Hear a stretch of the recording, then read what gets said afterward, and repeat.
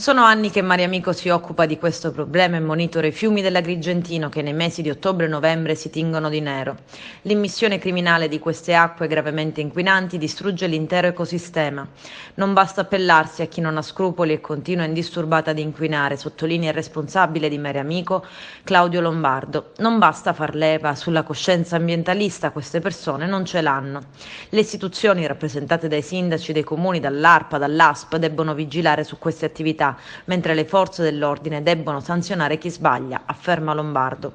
Questo è l'unico deterrente che porterà beneficio al territorio in modo che non venga puntualmente ed irreversibilmente danneggiato.